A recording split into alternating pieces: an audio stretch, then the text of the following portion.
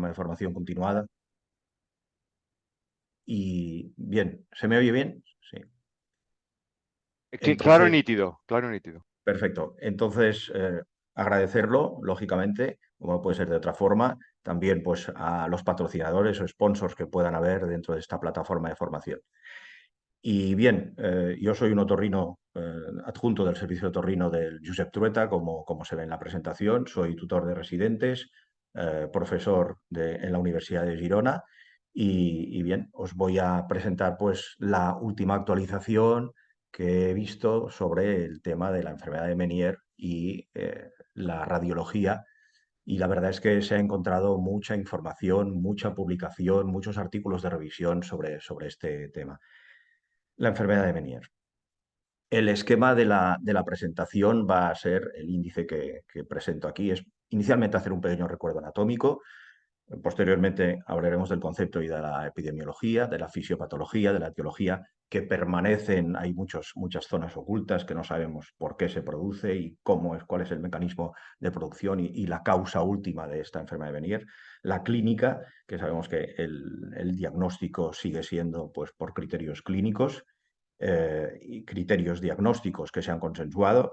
El diagnóstico diferencial, que es múltiple y variado en causas centrales, periféricas, etc. Hablaremos un poco en el diagnóstico de cómo lo hacemos en la clínica de manera sucinta y a continuación pues, a comentar las pruebas vestibulares y la traca final será pues, el comentar el tema de la radiología, desde su cronología a la revisión de los últimos sistemas de resonancia para mejor visualización de la enfermedad de Meniere. El recuerdo anatómico, por tanto, es básico, ya lo conocemos todos. En el oído interno está en el laberinto, en el peñasco del temporal, como sabemos. Hay un laberinto anterior coclear, un posterior vestibular y el laberinto membranoso, que es donde tenemos el hidrops endolinfático que comentábamos hace un momento. Pues ahí se encuentran las células sensoriales, auditivas, los sensores de los canales semicirculares, utrículo, sáculo, etcétera, y todas estas cavidades que están dentro del peñasco del temporal, de una base con un molde óseo y luego otro membranoso, pues están rellenos de dos líquidos. El periférico de la rampa vestibular y timpánica es la perilinfa, y en la parte profunda, donde está el laberinto membranoso, el conducto coclear, canales semicirculares, utrículo, sáculo, pues tenemos la endolinfa. Este es un pequeño esquema para visualizar también la zona vestibular, donde está el sáculo, que nos da la aceleración en subir y bajar, y el utrículo en la aceleración lineal con los canales semicirculares, las ampollas, y para ver la diferencia de tamaño de la estructura utricular sacular.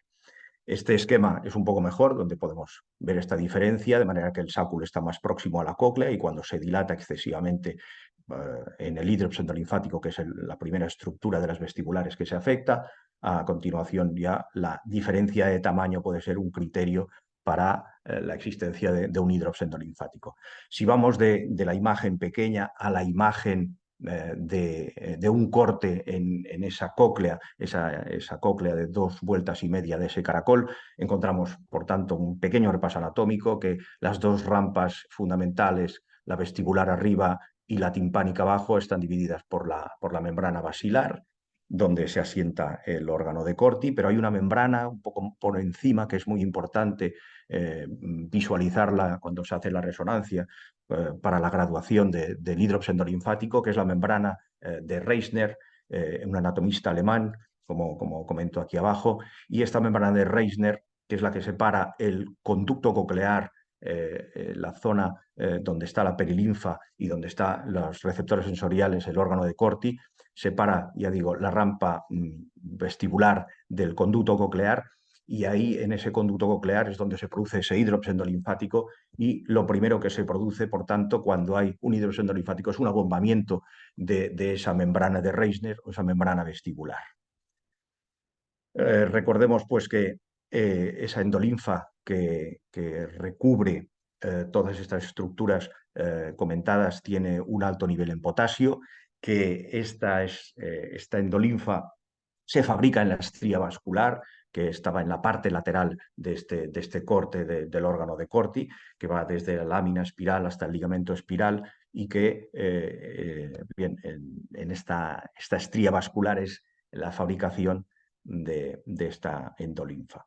Luego va drenando, y la importancia del tema del hidrops endolinfático, va drenando por unos conductos, básicamente entre el sáculo y el conducto coclear, es el canal Reuniens que se conoce, y drenan de utrículo sáculo hacia el conducto endolinfático que acaba en un saco endolinfático. Todo esto a través de un canal, un acueducto del vestíbulo que es óseo, que es el que se puede ver también en los TACs.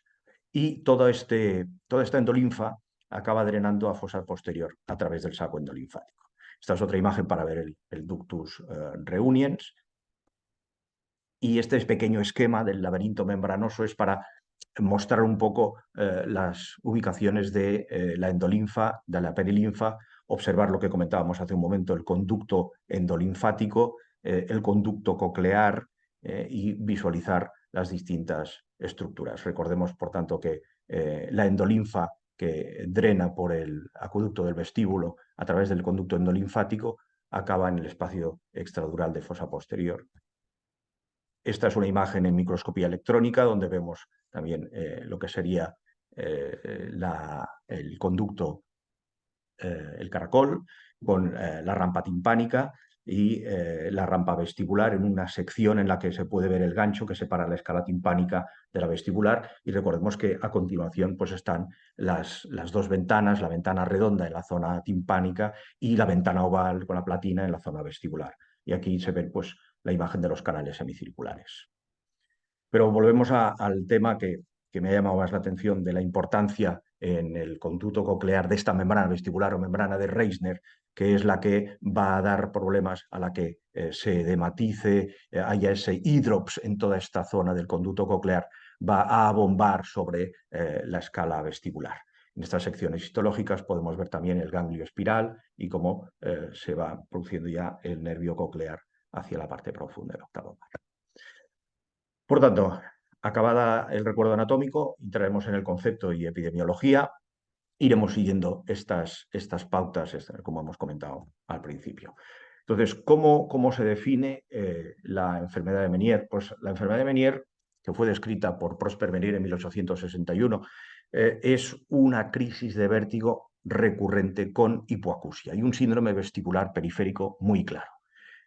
Meniere lo descubrió después de observar en unas necropsias que los pacientes que habían tenido los síntomas que él describía. Inicialmente los pacientes que tenían estos ataques de vértigo se pensaba que se producían por una congestión cerebral y Meniere diferenció que eso era un problema de oído interno y mostró el origen laberíntico. Más tarde, en el 1938, pues en vez de comentar que era una hemorragia laberíntica, hablaron y atribuyeron al Halpike-Cairns que era un hidrops endolinfático basados ya en los estudios histológicos del laberinto membranoso.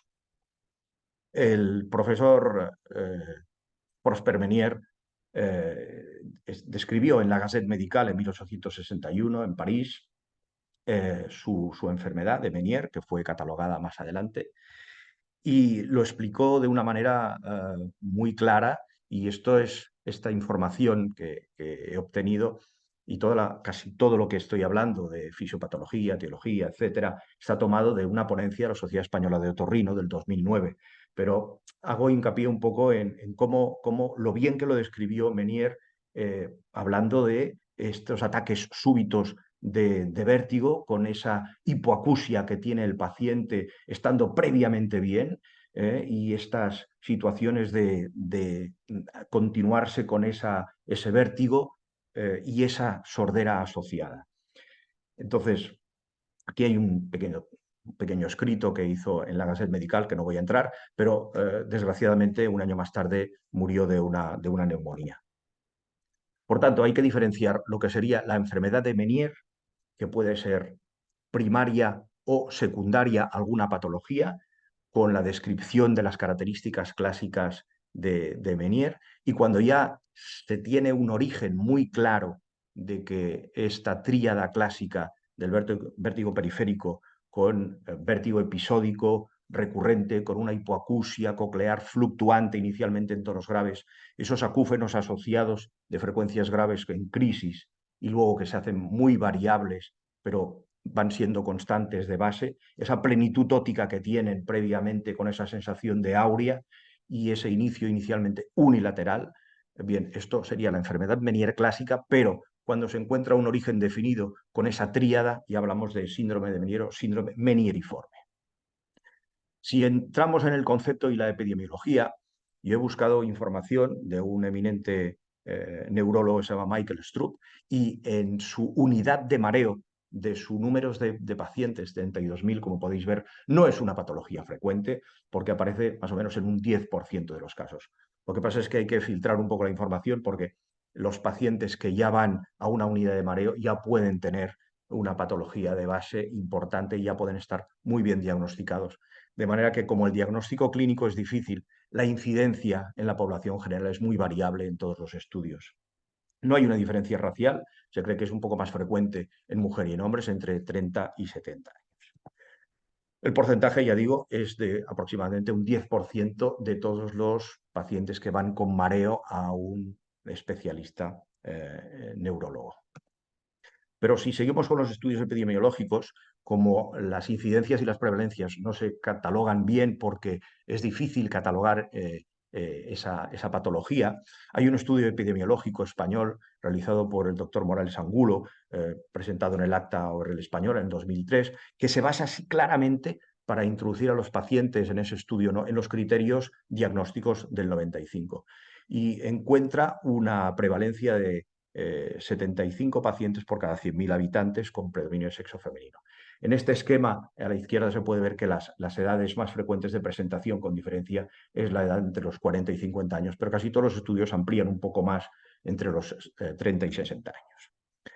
Por tanto, si hablamos de la fisiopatología de la enfermedad de Meniere, es por una dilatación de ese laberinto membranoso que estamos hablando, que puede empezar a nivel coclear, pero también puede empezar a nivel del sáculo, del utrículo, y ese incremento de volumen de la endolinfa, bien sea por producción, aunque más se cree, sobre todo por una falta de drenaje a nivel del conducto y del saco endolinfático, esa retención de endolinfa que no sabemos por qué se produce, pues puede tener un efecto tóxico que acaba abombando las membranas, rompiendo las membranas, y que puede tener unos efectos muy variables por el efecto tóxico del exceso de potasio que hay dentro de la endolinfa, en la propiedad del líquido endolinfático. Por tanto, la evolución natural de esta retención de líquidos dentro de ese oído interno va a producir unos síntomas cocleares progresivos de acúfenos e hipoacusia, irreversibles porque se van dañando las células ciliadas externas, y otros síntomas de tipo vestibular que, por la evolución natural de la enfermedad, va más o menos estabilizándose y va compensándose. Por tanto, tendremos esta clínica vestibular comentada de vértigo, coclear, con acúfenos e hipoacusia.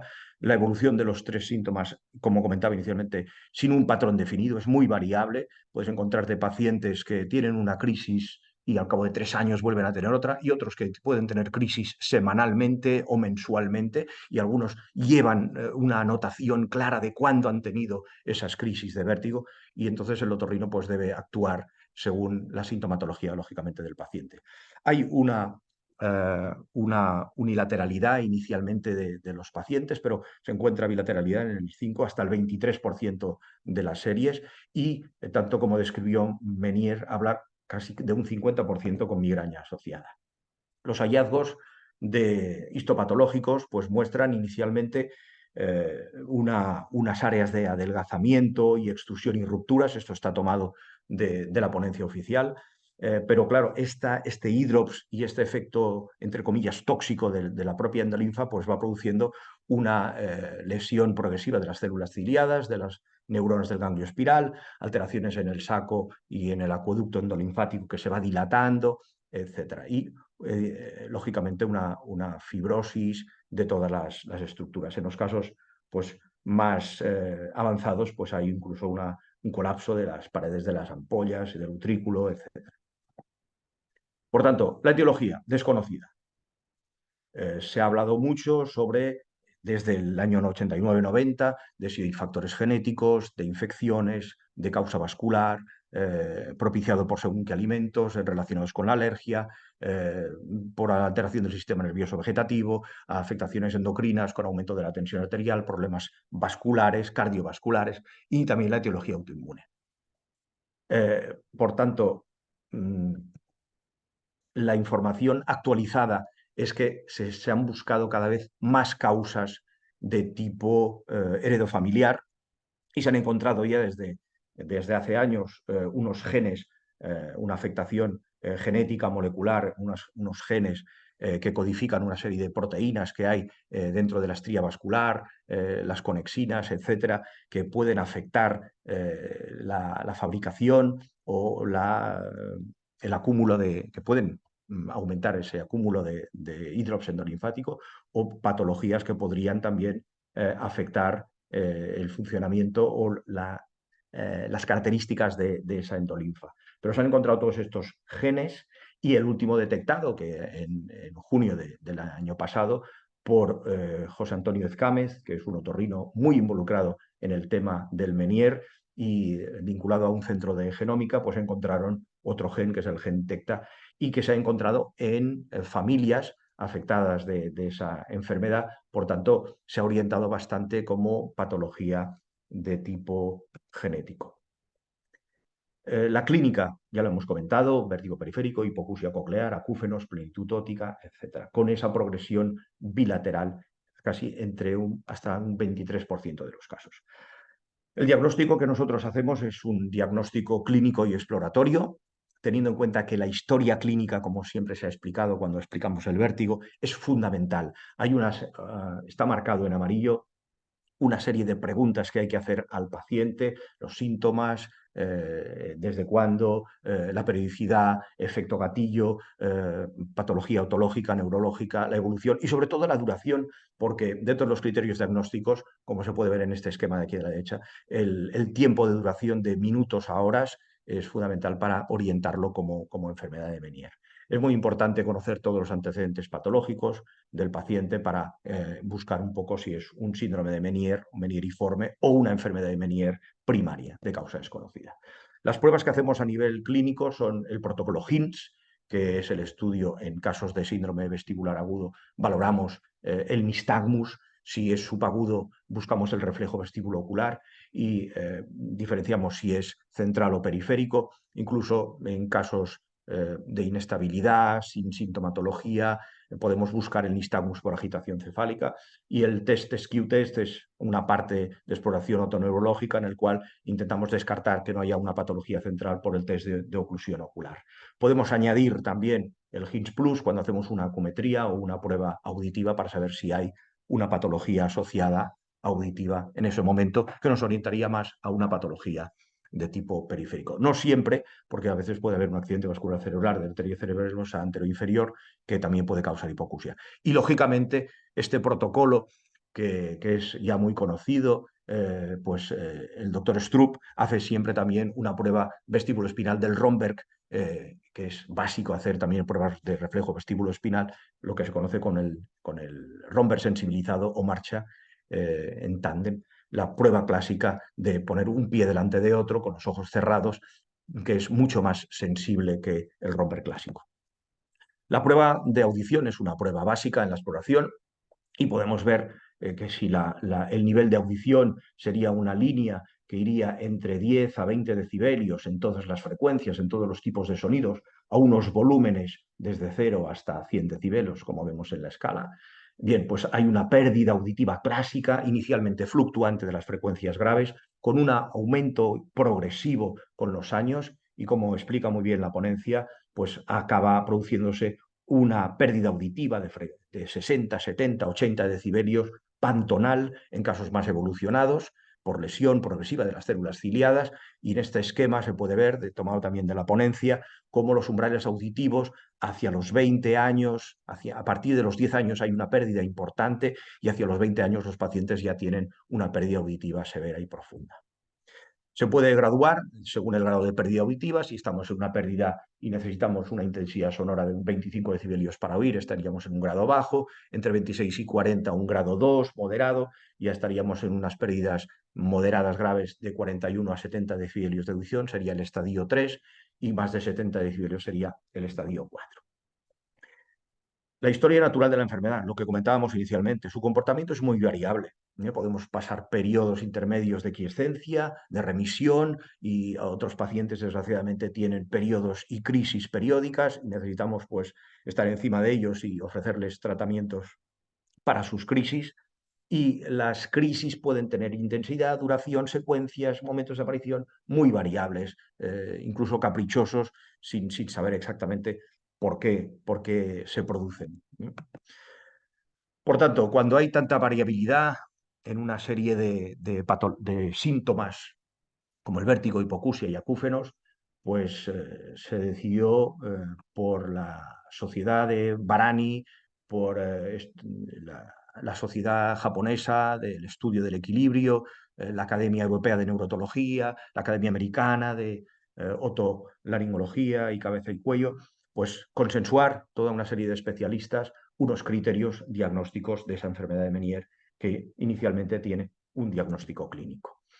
Y eso fue publicado en el Acta Oral Española en el 2016, por el que comentábamos que ha hecho los estudios sobre genética, José Antonio López Escámez, de la Universidad de Granada, y, como comentábamos, el que comentaba la frecuencia de casos de enfermedad de Meniere en su gabinete, Michael Stroop, importantes y estudiosos sobre el tema de la enfermedad de Meniere y el hidrops endolinfático. Por tanto, llegaron unos criterios diagnósticos, y los criterios diagnósticos sobre la enfermedad de Meniere, la certera es la histológica, pero luego tenemos el diagnóstico de la enfermedad de Meniere definida, que se definiría como 2 o más episodios de vértigo espontáneo durante 20 minutos y 12 horas, no más, con una hipoacusia neurosensorial documentada en uno de los oídos, definiendo el oído afectado en al menos una ocasión, antes, durante o después de los episodios de vértigo. Aquí se habla de una hipoacusia que tiene que estar reflejada y documentada, y síntomas auditivos fluctuantes. Sabemos que es, yo diría que de las pocas enfermedades que la hipoacusia del paciente es fluctuante y que llamativamente el paciente se recupera de esa audición. También pueden haber otros casos que evolucionen negativamente desde el minuto 1, pero habitualmente es fluctuante, tanto los acúfenos como la hipoacusia, como la sensación de plenitud. Y añadieron como criterio diagnóstico de la enfermedad definida que no existe otro diagnóstico de tipo vestibular que explique mejor los síntomas. En la probable ya hablamos de una duración de 20 minutos, no 12 horas, sino de 24, y que ya no hace falta tener una hipoacusia documentada, pero el paciente sí que tiene síntomas auditivos fluctuantes, con plenitud óptica, hipoacusia, acúfenos, y también no existe otro diagnóstico vestibular.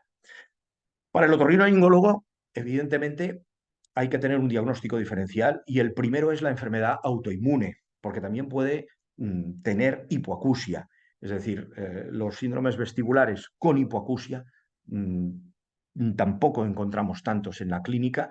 La paroxismia vestibular, que también sería una por compresión neural o vascular, podría también producir esa hipoacusia, sería de una duración corta, y también podría, lógicamente, tener una sintomatología muy parecida al Meniere. Este es el diagnóstico diferencial básico para el otorrino, pero el diagnóstico diferencial de la enfermedad de Meniere, ya hablamos de la definitiva, pues puede también tener esa sintomatología, patología de causa central, otras patologías periféricas como otras alteraciones tipo la fístula perilinfática, la otosclerosis, que podemos ver con más frecuencia, otras lesiones más raras, obstructivas del canal endolinfático del saco.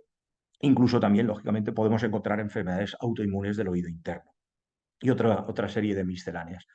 Una está en castellano, la otra está en inglés. Son prácticamente iguales, excepto que en la derecha ya se introduce también la paroxismia vestibular. Como pruebas audiovestibulares, la prueba que se hace inicialmente y que se ha hecho toda la vida es la electrocoqueleografía, que consiste en recoger unos potenciales a partir de unos estímulos que se hacen directamente de la cóclea a través del conducto auditivo. Lo que ocurre es que la electrocoqueleografía muestra una respuesta coclear alterada en las fases medias o avanzadas de la enfermedad, mientras que en los inicios de la enfermedad, como es una hipoacusia fluctuante que se recupera, no es un diagnóstico, pero eran las pruebas iniciales que se hacían. Actualmente lo que se intenta es valorar al paciente si tiene patología periférica claramente o no, cuando tenemos un síndrome de Meniere o un síndrome meniriforme, con una prueba que es el V-HIT, que es una prueba sencilla que se hace en el gabinete, en el consultorio, y la que se ha puesto cada vez más actualizada y que sirve bastante por la afectación del sáculo en los hidrops con un cuadro vertiginoso asociado y la hipoacusia que ya comentada, son los potenciales evocados miogénicos vestibulares por el reflejo sáculo cervical. Consiste también en estimular el oído a una frecuencia y una intensidad adecuada y se produce una contractura del músculo esternocleidomastoideo, como se puede ver en la imagen de abajo.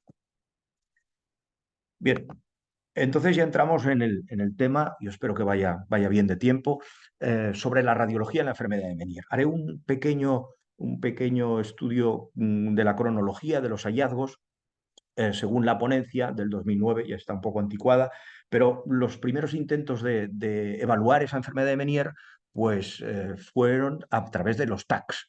Los TACs que la conclusión final es que no hay hallazgos específicos con las alteraciones y además los hallazgos han sido controvertidos por distintos autores, no, esto no es específico, esto también lo podemos hallar en personas normales. Y lo que se intentaba encontrar era que hubiera una estenosis de ese acueducto vestibular, un menor tamaño, como se puede ver en estas imágenes de TAC, mucho más estrechito, más pequeño.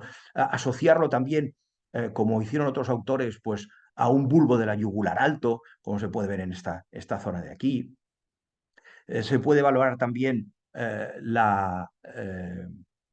un bulbo que podría ser incluso dehiscente, con un acueducto vestibular más estrecho. Distintos autores, como se puede ver en este repaso bibliográfico, intentaron también valorar si la mastoides era menor neumatizada, si estaba más esclerosada, si era más pequeña, y todo ello podía afectar anatómicamente ese acueducto coclear y ese saco endolífico. Pero donde se llega a buscar el diagnóstico de manera más clara es a través de la resonancia magnética. Según la ponencia, pues se intentaron buscar los mismos hallazgos inicialmente vistos por TAC y a través de la resonancia con contraste se intentó pues, ver las imágenes del conducto endolinfático y de los tejidos blandos. Distintos autores en el año 91, 93, incluso Kasselman habla de una secuencia CIS, que incluso en algún trabajo que he repasado se sigue haciendo esa secuencia CIS, apreciándose bien pues, todas estas imágenes. Incluso otro autor habla de una menor distancia entre el canal semicircular posterior y fosa posterior. Y otro autor, en el año 99, pues habla de que aumento selectivo de contraste de gadolinio en estas estructuras endolinfáticas en el año 99. Después de haber hecho resonancias magnéticas a pacientes con enfermedad de Meniere activa en un número de 100 casos. Pero donde inciden casi todos los autores es en que los japoneses Nakashima y Naganawa son los primeros que objetivan por primera vez un hidrops endolinfático. Una cosa es ver las estructuras según qué secuencias de imágenes y otra cosa es ver claramente el hidrops endolinfático y reflejarlo y publicarlo. En el 2007 Nakashima objetiva, por tanto, y publica en el laringoscope que tras la inyección intratimpánica de gadolinio con resonancias a 3 teslas, imágenes ponderadas, etcétera, y haciendo las imágenes con secuencias fly a las 24 horas, visualiza muy bien la perilinfa, la endolinfa y diferencia muy bien los espacios endolinfático de perilinfático. El endolinfático con el conducto coclear, sáculo, utrículo y canales. Y también comenta que en casos avanzados, la membrana de Reisner, como comentábamos al principio, hablando de la anatomía, puede que tenga algún poro que no sea completamente impermeable y puede haber contraste de perilinfa y endolinfa en los casos más avanzados. Con toda la imagenología que había en aquella época, pues Nakashima llega a diferenciar una serie de grados de hidrops, tanto coclear como vestibular. Y a partir de ahí surgen toda una serie de publicaciones y se ve como en este esquema cómo se puede ver lo que sería una imagen normal del conducto endolinfático con el sáculo, el utrículo y la zona dilatada tanto del conducto coclear, que presionaría toda la rampa vestibular inicialmente, el sáculo y el utrículo con la dilatación de estas estructuras. Recordemos que la endolinfa en la cóclea se fabrica en la estría vascular, que queda en el margen lateral del conducto coclear, y que la endolinfa a nivel vestibular se fabrica en las paredes epiteliales y que, como hemos visto, cómo drenaba hacia el conducto endolinfático. La primera imagen que he encontrado desde el 2009 es esta imagen, que no podía ser de otros autores, de Nakashima y Naganawa, como descubridores, y se puede ver muy bien cómo la falta de contraste en la zona de sacular y vestibular y en lo que serían las espiras cocleares se ven de una imagen más oscura, más opaca. Y aquí empiezan ya a aparecer pues, imágenes que si es una imagen FLIRE, recuperación e inversión atenuada del fluido, que si es una imagen de secuencia de inversión de recuperación, etcétera, cómo tuvieron que trabajar esas imágenes para poder visualizar todo eso. Entonces, a partir de aquí yo digo, bueno, pues voy a hacer una cronología de las secuencias imagenológicas en resonancia magnética para el hidrops endolinfático. Y a partir de Nakashima, en el 2007, como acabamos de comentar, se dan cuenta que necesitan trabajar esas imágenes y hacer otras reconstrucciones para ver mejor esas estructuras. Y el siguiente paso es hacer las resonancias magnéticas siguiendo con el gadolinio intratimpánico a 3 teslas, pero con una reconstrucción tridimensional para ver mejor toda la zona endolinfática. Pero aparece en el 2013 Naganawa la técnica hidrops, que es una técnica postprocesamiento y fusión de imágenes con gadolinio intravenoso. Intentan trabajar todas las imágenes con esta técnica para pasar del gadolinio intratimpánico al intravenoso. Y es la sustracción de la imagen, una imagen positiva perilinfática menos una imagen positiva endolinfática, con estas técnicas de sustracción de imágenes para ver mucho mejor toda la parte endolinfática. Más adelante, creo que en el 2016, sale el hidrops 2, que es esta técnica de procesamiento, pero eso es un trabajo laborioso y engorroso de mucho tiempo para el neuroradiólogo. Entonces, se introduce también la cisternografía 3D real con la reconstrucción tridimensional y se asocia inteligencia artificial, pero se sigue haciendo con gadolinio intratimpánico. Y lo último que he encontrado ya es esta técnica de procesamiento de imágenes hidrops 2 asociado a la cisternografía con la técnica esta de sustracción de imágenes, asociado o no a una inteligencia artificial o bien a un neuroradiólogo experimentado, ¿no? Con gadolinio intravenoso. Por tanto, ahora hablaremos un poquito, ya habladas de las secuencias imagenológicas, de las publicaciones. Pues desde que Nakashima en el 2007 pues, crea y observa ese hidrops, lo que hace a continuación ya es graduarlo según la dilatación de la escala media coclear y crea pues, una escala de cualificación del hidrops endolinfático, tanto coclear como vestibular, luego veremos. Pero luego aparecen otros autores, Gurkov en el 2017, he puesto M1, M2, ahora se verá por qué, Barat y Bernards, que también hacen sus esquemas, sus grados de dilatación coclear y distensión vestibular. Bernards en el 2019, hace poco, relativamente poco, pues introduce un grado más a la escala del 2014 de Barat, ampliando un nivel vestibular que comenta que, claro, como el sáculo es más pequeño que el utrículo, lo que hace es que si encuentra ya un sáculo de un tamaño ya importante, igual que el utrículo, pues ya comenta que eso es un grado básico número 1 de lo que serían los grados de dilatación vestibular.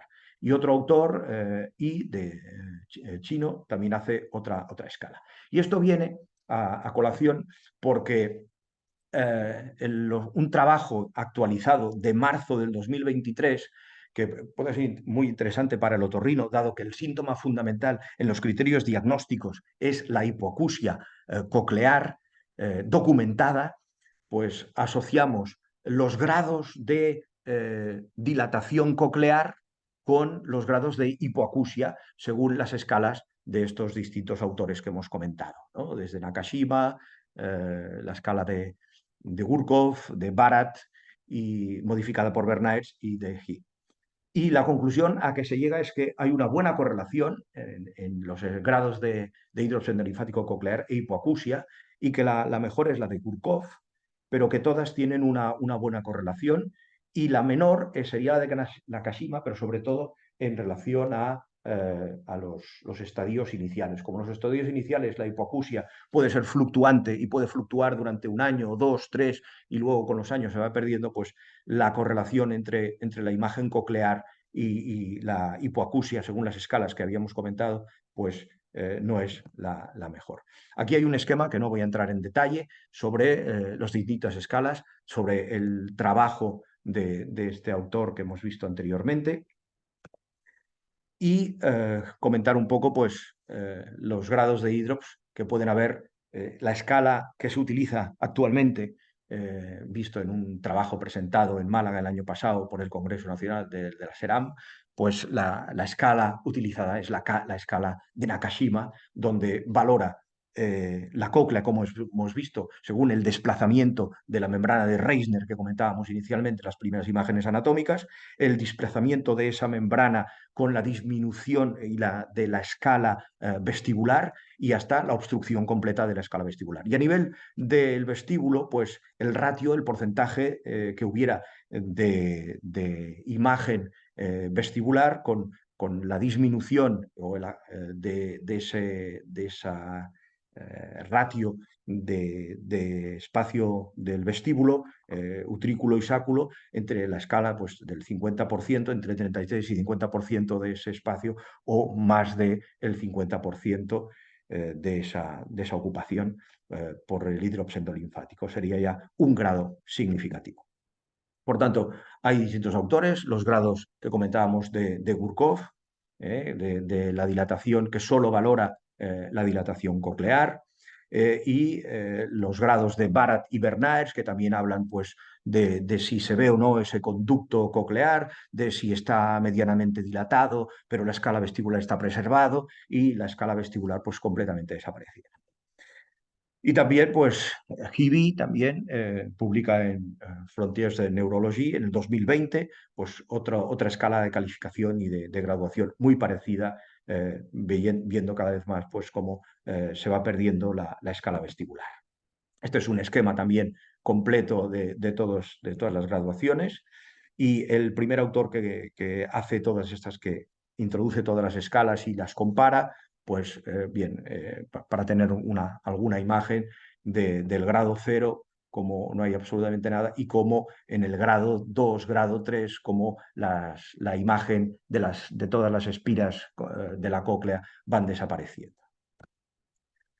No quería acabar sobre el tema sobre el Menier sin comentar este artículo que me ha parecido muy interesante, muy bien redactado, de estos otorrinos de Santiago de Chile, que hacen un artículo de revisión, estamos hablando del 2021, sobre la resonancia, y me sirve para introducir los grados de dilatación vestibular, porque en este artículo están los grados de dilatación vestibular con unas imágenes histológicas que el neuroradiólogo Bernaerts pasó a estos otorrinolaringólogos, donde se ven muy bien las escalas dibujadas y muy bien contrastadas en los estudios histológicos y las imágenes radiológicas, y cómo la dilatación a nivel vestibular, pues las escalas que habíamos comentado. Y la conclusión de este artículo, de estos otorrinolaringólogos chilenos, es que es un desafío la obtención de imágenes en el 2021, todavía para los radiólogos, que hay una gran discrepancia clínico-radiológica, porque hay pruebas de resonancia que no dan ningún resultado y el paciente tiene síntomas, y por otro lado encontramos hidrops endolinfáticos contralaterales o hidrops en pacientes que no tienen sintomatología. Por tanto, concluyen bueno, que la dirección futura pues, debe ir hacia investigaciones que enfocaran una imagenología asociada a biomarcadores de actividad, expandiendo pues, la visión de no buscar solo hidrops endolinfáticos, sino llegar también a buscar biomarcadores de imagen. Los múltiples estudios de imagen y de publicaciones que hay a posteriori pues intentan hay una ingente cantidad de publicaciones, intentan relacionar los estudios de imagen graduados con estas escalas que hemos comentado, con síntomas clínicos, las pruebas audiológicas, como hemos visto inicialmente, las vestibulares, etcétera, y con distintos tipos de imagenología. Pero por eso tenemos este problema en que bueno, todos los hidrosindolinfáticos en enfermedades de Meniere definidas aparecen en resonancia, pero a veces pueden aparecer en otros tipos de patologías y como bueno, hay una serie de discrepancias en apariciones de imágenes y clínica de pacientes, pues se recomiendan nuevos estudios. Por ejemplo, de Clinical Otolaryngology del 21, donde se cuantifica el hidrops endolinfático correlacionado con la enfermedad de Meniere y los hallazgos clínicos. Pero si volvemos a España, nos centramos en el Acta Otorrinolaringológica Española, en los artículos sobre la enfermedad de Meniere, y cuando habla de los criterios diagnósticos, comenta que el hidrops endolinfático, el desarrollo reciente de la resonancia magnética con gadolinio 3 teslas, ha permitido la visualización en el 93% de los oídos con síntomas atribuibles. Pero también lo que comentamos, que en el 65% de los oídos contralaterales de estos pacientes que son asintomáticos a ese oído, aparecen también signos de hidrops endolinfático. Por tanto, hay una aparición de hidrops endolinfáticos y unas imágenes que bueno, se tienen que ir definiendo todavía mejor con nuevas técnicas de imagenología. Comento a continuación que en la unidad vestibular que lleva el doctor Nicolás Pérez, eminente otorrinolaringólogo especializado en vértigo, en el 2017, porque aquella información era del 2015, ya hablan de un diagnóstico no invasivo y muy preciso, sobre todo con el doctor Pablo Domínguez y las doctoras Reyes García de Ulate y José Luis Zubieta, que hablan y explican muy bien, de forma muy sencilla, cómo realizan la técnica y cómo se observa y cómo llegan a ese diagnóstico muy preciso y invasivo. Siguen haciendo estudios actualmente sobre los hidrops endolinfáticos y la visualización en pacientes todavía con hidrops que pueden tener manifestaciones o no de Meniere, para valorar si ese hidrops hallado en situaciones o en clínicas iniciales puede tener un factor pronóstico y un factor de diagnóstico a la larga de aparición de esa enfermedad de Meniere. Otro estudio que no puedo dejar de comentar, perdón si me extiendo un poquito, es el de Tuñón, Gómez, Lobo, Brea, Álvarez, etcétera, y José Ramón García Berrocal, de Puerta de Hierro. Es un estudio muy interesante porque habla ya en el 2017 de la visualización de la enfermedad de Meniere en 10 casos. 6 hay hidrops endolinfático, 6 hidrops endolinfáticos visualizados con gadolinio intratimpánico en 6 enfermedades de Meniere definidas. Pero también hay 4 casos en los que también aparece en la enfermedad inflamatoria del oído interno en 2 pacientes con enfermedad autoinmune positiva, aparece hidrops endolinfático. Por tanto, no es solo específico el hidrops endolinfático de Meniere, sino que también puede aparecer en otras patologías.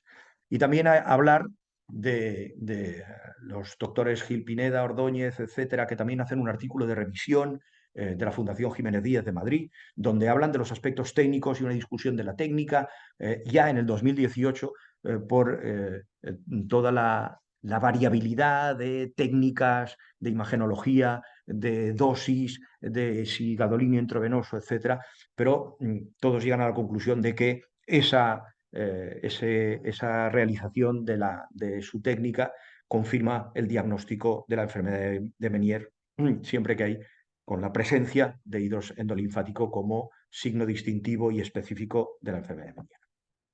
El estado actual, y si ya seré breve, lo siento por haberme alargado un poco, estamos ya en noviembre del 22, me ha llamado la atención este artículo realizado en los Países Bajos, un estudio retrospectivo en la que han utilizado técnicas convencionales mínimamente invasivas y han utilizado la radiómica y el aprendizaje automático para llegar a esos diagnósticos. Y bien, han encontrado una precisión con esa inteligencia artificial, ese estudio radiómico de los datos, con un 82%, de la forma menos invasiva posible. Pero hablan de que la radiómica podría implementarse como un sistema de apoyo no invasivo, rápido y preciso, junto con la evaluación clínica para la enfermedad de Meniere.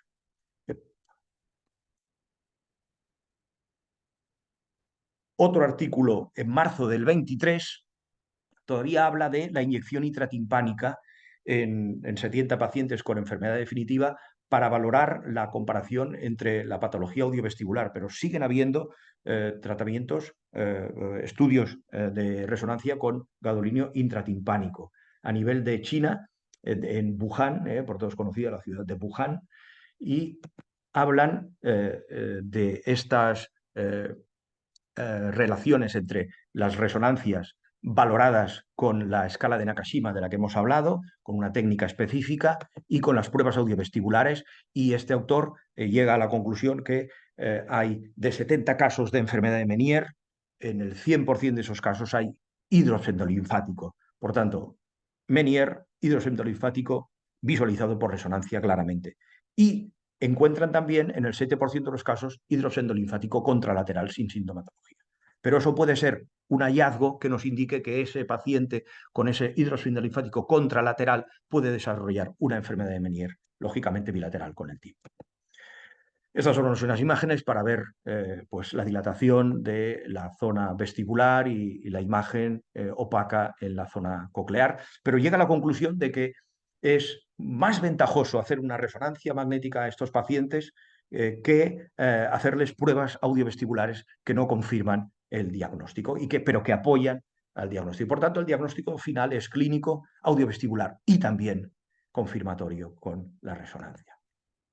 Y ya para ir acabando, hablar de este artículo, que también es una revisión de un autor de Corea, Yong Sang Cho, de Seúl, en el cual habla de la utilización de la resonancia magnética y como habíamos hablado de esas secuencias de imágenes, pues ellos utilizan pues un algoritmo de aprendizaje profundo asociado al sistema EDROPS y comparando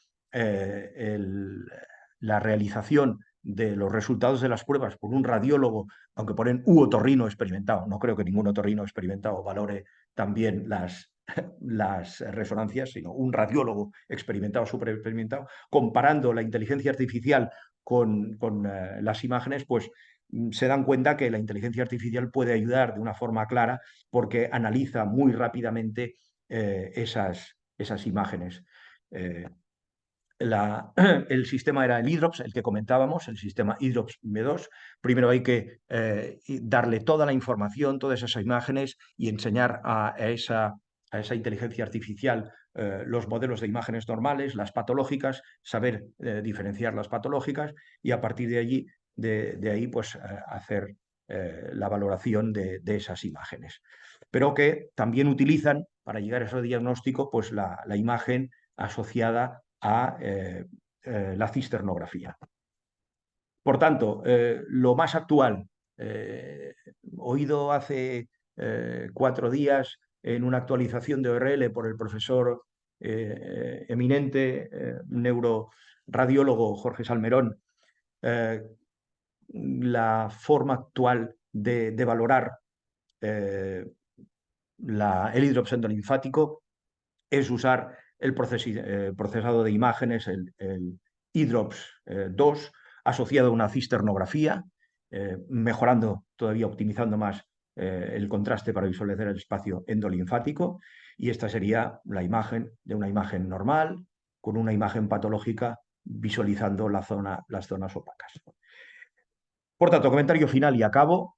Es decir, dado que el hidrops endolinfático puede hallarse en oídos sanos, en otras patologías distintas como enfermedades autoinmunes, sabiendo su variabilidad clínica, sus hallazgos en imágenes de resonancia, pues sería un gran paso adelante que una inteligencia artificial entrenada en hidrops endolinfático, por ejemplo, con el procesamiento de imágenes hidrops P2, Mi2 y conociendo, por tanto, todas esas presentaciones de esas imágenes, recopilando estudios bien documentados y almacenando todas esas imágenes a nivel general, a nivel eh, con un Big Data o Macrodata mundial, que se pudieran tener todas esas imágenes, crear una buena inteligencia artificial que procesara muy bien esas imágenes y lo menos invasiva posible que pueda ser de forma en gadolinio intravenoso, pues que toda esta nueva tecnología asociada a la inteligencia artificial pues estuviera al alcance de todos los neuroradiólogos.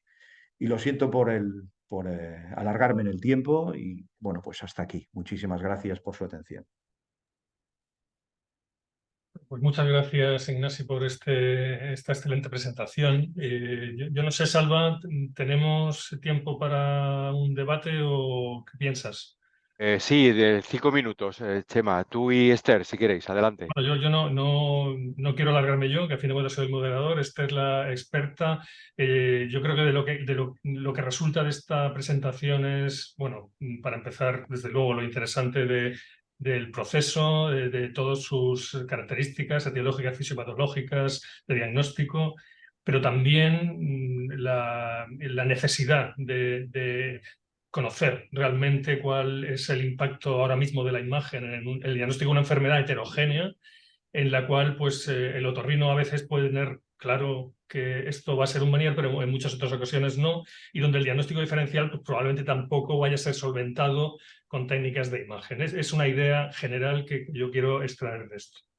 Entonces yo a ti, Ignasi, y luego a Esther, por si ella quiere incluir algo sobre la imagen aquí, mi pregunta sería, o el resumen final sería, ¿te atreverías a hacer ahora un algoritmo diagnóstico básico, ya no basado tanto en los artículos, en tu experiencia, de cómo utilizar la imagen dentro del proceso diagnóstico del Meniere? Y a ti, Esther, pues bueno, ¿qué añadirías tú a este valor de la imagen? Solamente por terminar ya yo quería decir que en los criterios de adecuación de la American College of Radiology, el diagnóstico por la imagen de la enfermedad de Meniere no es precisamente algo que ellos estén apoyando como una base del diagnóstico.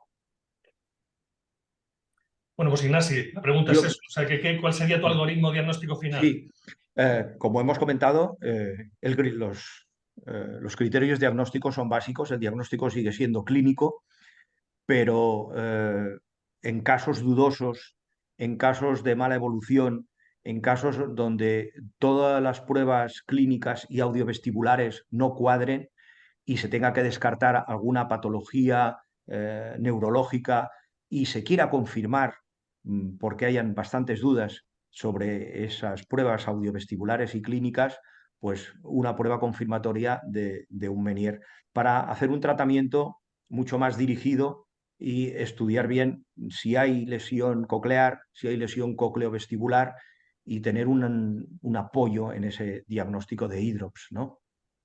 Básicamente, mi algoritmo sería este. En casos donde la clínica y los criterios diagnósticos no sean suficientes y queramos descartar otras patologías que puedan pasar desapercibidas. Y para ti, Esther, ¿cuál es el valor de la imagen como neuroradióloga?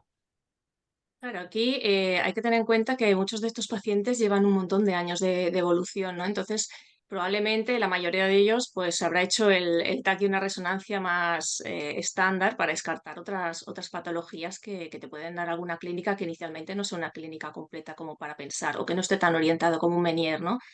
Bueno, ya os he comentado que puedes ver pacientes con autoesclerosis, que puedes ver pacientes que tengan imaginemos una tercera ventana, una fístula una distensia de un canal semicircular, un golfo de la yugular que sea prominente, procedente, distente o que te ocluya la ventana redonda. O sea, que hay varias otras alteraciones que pueden tener importancia en la clínica, ¿no? Que puedes ver en estos pacientes en cualquier momento antes de que se oriente a un Meniere, ¿no?